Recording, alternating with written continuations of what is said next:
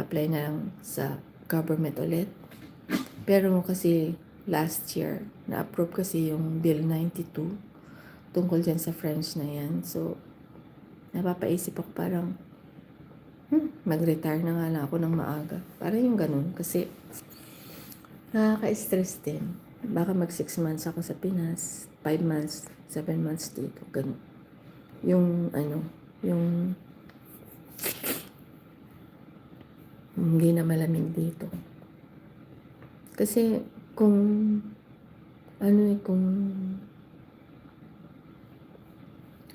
sa Pilipinas ka kasi ng tuloy-tuloy. Sayang yung kasi dito dalawa kasi ang taxes namin, di ba?